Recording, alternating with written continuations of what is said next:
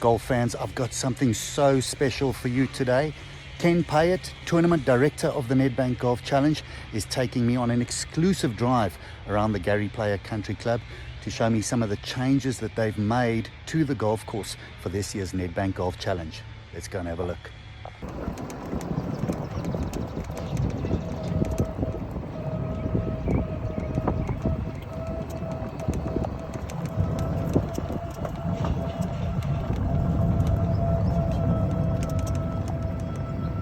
So what we try to do, just not for Nedbank Golf Challenge, but just for general play throughout the whole year, is that we want to try and prepare the golf course as quick as possible so that you don't have any machinery or noise factor. So we've really heavily invested in machines that from a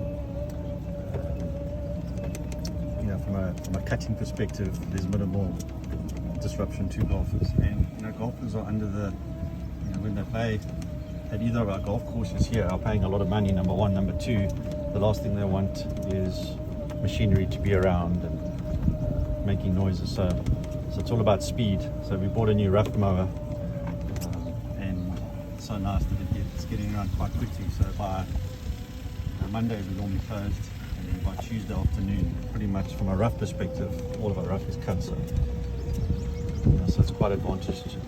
It's more about speed and making sure the golf course is prepped. And also, we, especially in summer as well, if we have heavy rains, you're behind from a cutting schedule perspective. So with these new machines now, at least we can catch up before the weekends.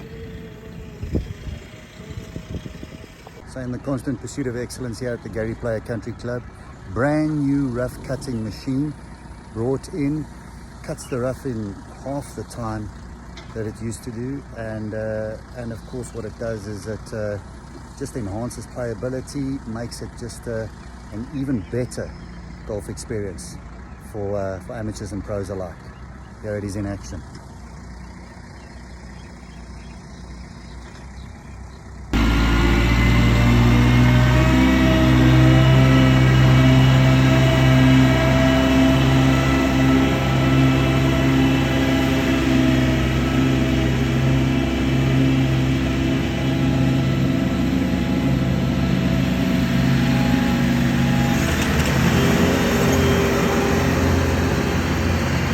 The question I get asked quite often is, when we close the golf course 3.5 weeks before tournament, what do we do? So what you try and do leading up to the tournament is you try and get all the major spring treatment done, and all the big stuff, what we call big stuff, clearing of bushes and edging of bunkers and fly mowing of bunkers and watering of bunker faces, and try and get the fairways to almost sort of like an 8 out of 10 before tournament. And for those 4 weeks, really all we do is focus and concentrate on housekeeping and the attention to detail. So here on the third fairway, you'll see the team. I've got a special divot mix that we spread in uneven areas or where there's not great grass coverage, as well as divots. We've just had a tournament the last couple of weeks, so there's a lot of divots around. So we try and get that very first week when we close, just try and fill in these divots as much as possible. It takes about 2 weeks to recover. So when we come to tournament week, the fairways are perfect, and the ultimate compliment to the golf course maintenance staff is when we have no placing. So it's about that attention to detail and making sure that we're close to perfection as possible. It helps the grass recover a little quicker, and also it just creates a nice level playing area, playing surface. So the nice thing about your kui is that with the runners, if you encourage it and give it a bit of fertilizer, it recovers quite quickly. That's all down to perfection that we want to try and achieve. Elevated tee shot, water in the front, nice rock walling, and quite a tough green to hit, especially if the pin's on the right hand side. So what we started doing on the right hand side over the years, a lot of the trees and the shrubbery have overgrown, and you wouldn't be able to see the water, you wouldn't be able to see the right hand bunker. So we started just cutting those trees back a little bit. There is a little bit more that I'd like to cut back so we can see more of the water. So it's not so much from a playability perspective, but the visual, the optics, when you're standing here, it just enhances the whole. And so we're just clearing the bush on the right hand side and the trees on the right hand side. So from an elevated position, it's quite spectacular.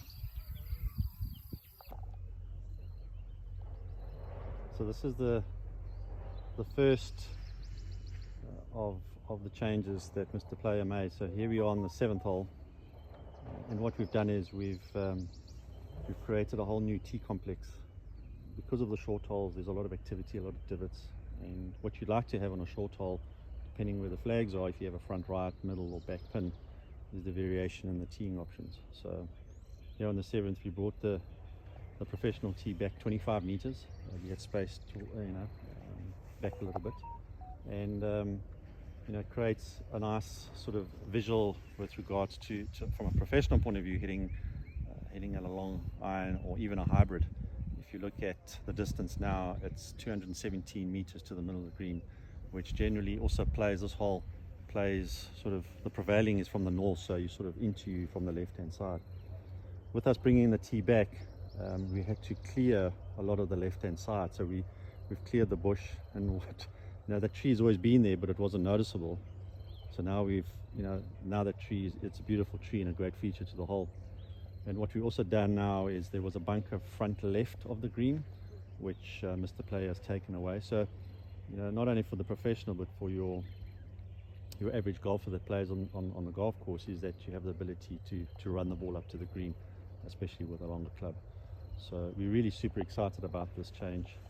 There's some great teeing options here. Again, if the pin's back right, you can move the tee forward. If the pin's a little bit forward, if the pin's a little bit back, if the pin is a little bit forward, we can use the back tee. So that's great variation. So, and what I'd like to do next year is on the right hand side, from a spectator value perspective, just create a nice grandstand, and the spectators have the ability to watch the golf, because it's always nice to be positioned as a fan on a short hole, because you've got short irons, long irons, chipping, putting, all that type of stuff. So the shot values on a short hole from a spectator point of view is fantastic. So here we are on what is my favorite hole, and I think the best par 5, definitely in the country, but it's debatable whether it's in the world, but we're pretty close to that. So this is a 9th hole, and what Mr. Player has done here is on the right hand side there's an old fairway bunker. We filled in a bunker, we dropped the levels a little bit, and the idea of that is to encourage the golfers to hit driver, to see more of the fairway on the right hand side, and encourage you to go to the island green for 2, and try and obviously make birdies and eagles, and that's what the crowd and people want to see, especially during tournament time. But it's more visual, the optics. Hopefully on the tee you feel a lot more freer, and you have a nice drive down the right hand side, which sets you up nicely for your second shot into the 9th. Obviously you need to make sure that you hit the fairway. If you are in the rough, that's a little bit more difficult, and then you would need to lay up. What's quite interesting is that with the contours around the tees, and we have this mounding that Mr. Player put in many years ago, and when we got rid of the bunker, our eyes then we noticed there was a mound that it's always been there, but it was now more prominent. So we went through all the trouble and work to get rid of the bunker, but this mound was also restricting the fairway. So we literally cut the mound down, regrassed it, and now it's a lot more open. So I think it's a fantastic hole, and definitely a risk and reward for those who hit driver.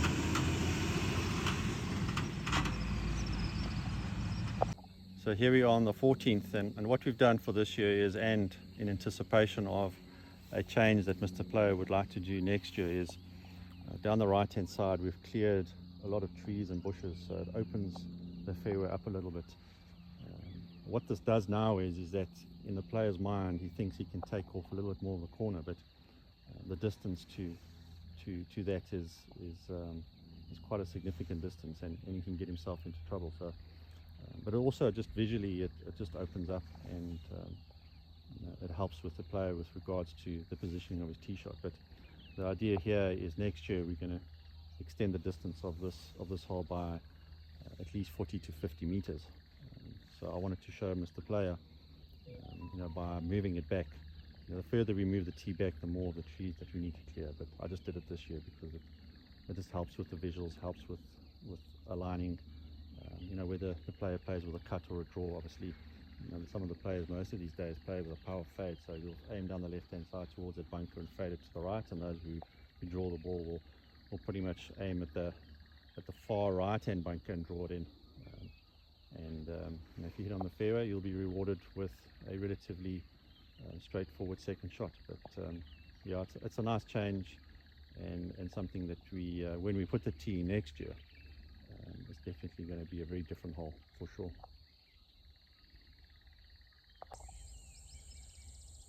So we're here just behind the 14th green. So the players will be walking down over the pathway, and we've created a little walkway to the new back tee on 15. So it's a nice experience for the players to walk through the bush, and a bit of quiet time with himself and his caddy. Hopefully he's not reflecting too harshly on a double drop, but I'm also happy that he's probably made an eagle on 14. But this is a nice area that we've created. It's away from the spectators, and it's a nice walk to the new 15th tee.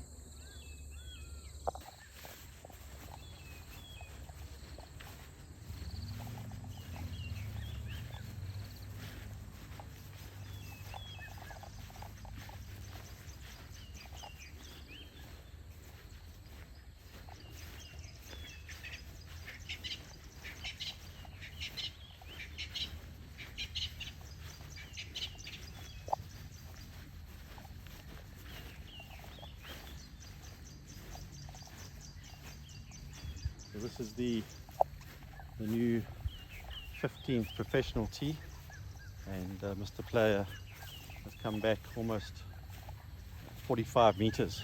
So we're looking at a nice strong par 4 now, and what this does is definitely puts a driver into the player's hands, that's for sure. So if you look at the left-hand bunker, to carry that bunker is 305 meters. So the likes of Aldrich Potgieter, and those who hit the ball long, even though they hit the ball long, they'll have to either use their 3-wood or driver, depending on the wind direction. This hole generally plays downwind, the prevailing from the north, but if we get wind from the south, it's going to be a real tough hole. So this is also a really nice change that Mr. Player made, and just adds to the, in our our strive to improve the course, number one, but also to make it a little bit more challenging for the players. And the idea is to try and put the driver in the players' hands as much as possible. So this is a nice change that and also gives us different teeing options as well. So if there's a strong southerly wind, we can move the tee forward. If it's from the north, which is behind you, you can have the tee right back here. So a nice significant change that we've made here.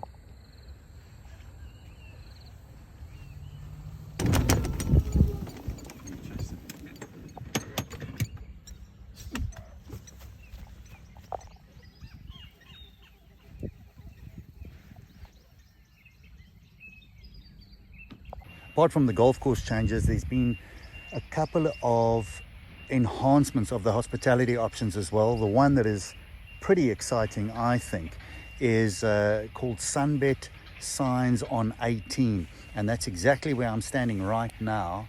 So this area next to the 18th fairway, they're going to put directors' chairs. It's going to be a sort of a really exclusive seating area around here, and you'll have directors' chairs.